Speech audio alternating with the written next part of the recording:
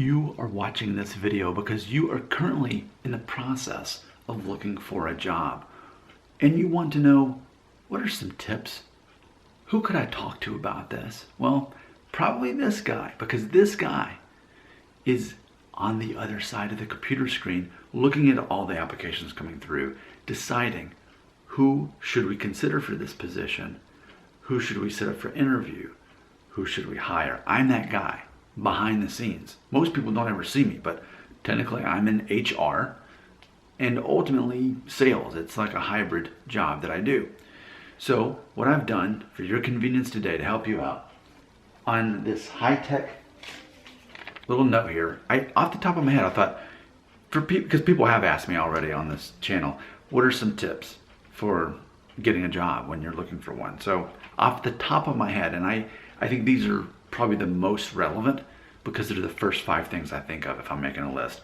So number one, first thing I would suggest is to make sure you complete your application on the company's website. Now I understand there are all these third-party sites where you can easily just put in basic information and autofills and you can just basically instantly apply. Don't do it. It's not worth it, because on the recruiting side of it, what I'm looking for, if I've got a dozen people apply and I see 2 that completed their application and have a resume, those are the 2 people I'm starting with first. They are putting the most effort forward in the process. So I'm thinking they're taking this the most seriously. I'll start with them. And from there, I'll work my way down to the instant apply people. But what I'm looking for is motivation. It's funny because the employer is not always necessarily going to choose the person with the most experience. I mean, that would be ideal.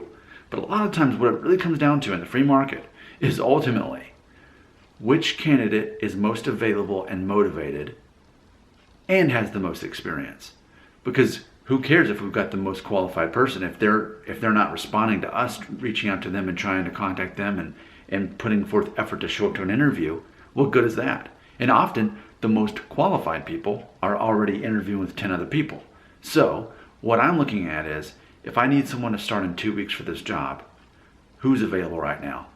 And typically that question can be answered by the person who has completed the application directly for that company's website, not the instant apply, but they went through there and spent 45 minutes to answer all those meticulous questions for that particular company, and they put a resume spelling everything out there as well. That's the first step that you would want to do. Now, number 2, you want to focus on both quantity and quality of your experience and relate it to that job and that company. So for example, something a recruiter is conditioned to pay attention to is, how much experience do you have?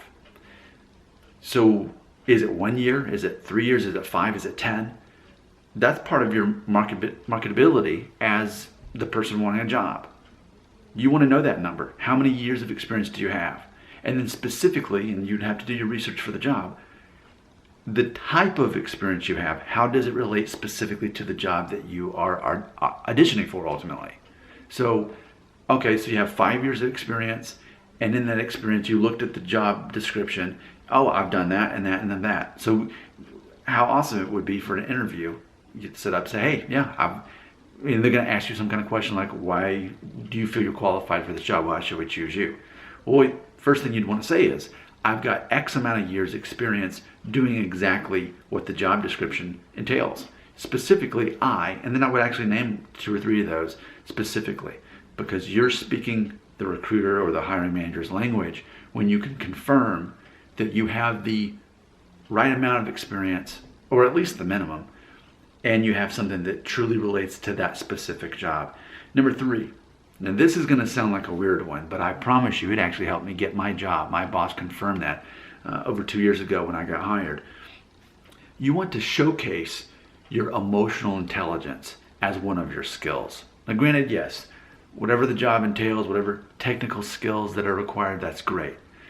But emotional intelligence is something that flies under the radar. So for example, when I was interviewed for my own job 2 years ago, I remember being asked, how would you react if one of your coworkers, and ultimately the question was, did something you didn't like or bothered you or whatever? And I responded, I said, well, I see a high value in emotional intelligence. And ultimately, it comes down to I get to control my own emotions. I get to determine if I'm bothered, annoyed, disrespected, etc. That's up to me if my feelings are hurt. So I simply choose not to be affected by that because that's not helping me get my job done. That's pretty much word for word what I said. And in hindsight, my boss recently even had confirmed that once I said that, pretty much I had the job. Because I already had the experience, but when I said that, that really stood out. We live in an age where people wear it as a badge of honor to be offended. So if you're the person who says, whoa, I can control my own emotions. Because if you can control your own emotions, then you're quite the responsible person and you're quite the mature person, which let's work our way down to that on our list. Number 4, this may sound a little bit strange too. Physically appear to be older and stylish. Sounds like a paradox, doesn't it? The concept is as you get older, you become more out of touch. I would say, especially if you're young, you actually want to look older because if you look older, you look more mature. It's the whole thing about emotional intelligence. You want to make it appear that you have more life experience. Looking older is not a bad thing, but I would say in the process of looking older, you would also want to appear stylish. You don't want to be wearing clothes that look like they're so outdated that anyone just got them from Goodwill. You want to look nice and presentable while at the same time older. It's a perfect combination. It says, hey, I'm in tune, I'm in touch. I'm up to date, but I also am mature and I have the life experience that you need, not just the job skills and requirements.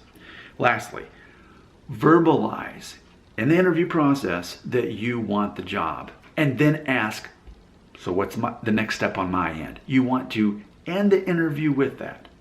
You want to say, I want this job. What's my next step here?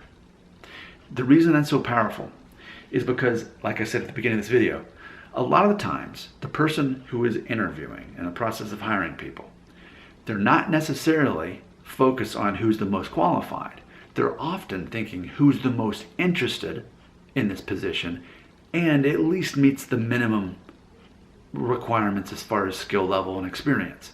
Because the most motivated person is often the person who you can rely on for the job, who's going to stay with you at that company, at that job, and day to day produce the most instead of just come in and then leave after 6 months. So ultimately, expressing, verbalizing, saying, looking them in the eyes and saying, I would definitely be interested in this job. If you offered me the job, I would accept it.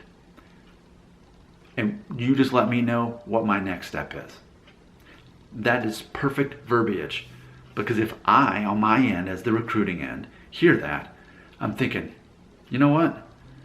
I could interview half a dozen more people and set up these, but this is the last interview of the day. Why tie up my schedule next week with more interviews? This person says they're interested. They've applied.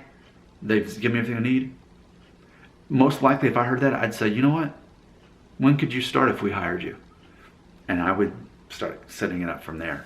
So that's my perspective. I've worked at only 2 companies in my, 13 plus years, which I think speaks some volumes of me knowing commitment to a certain company. And I worked at the first company so long that they finally basically shut down, and then I got rehired. I got hired at a different company instead. So I've worked at 2 different companies working in HR and recruiting, ultimately sales, and doing this. And that's where all this experience comes from. So you are talking to the person on the other side, the person you may never see, that looks through those applications and ultimately determines who is the strongest candidate. Let's just review these real quickly. My 5 top tips for applying for a job. Number 1, complete the application in full on the website, not just the Insta app. And follow up. If there's a number you can call, say, hey, I applied.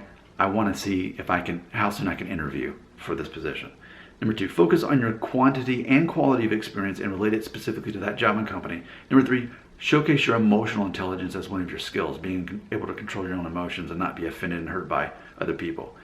Number 4, appear physically to be older, but also stylish at the same time. And then lastly, verbalize that you want the job and ask what the next step on your end is. If you have any questions, I'll be happy to take a look at them and maybe tackle them to help you get a job Comments belong right here.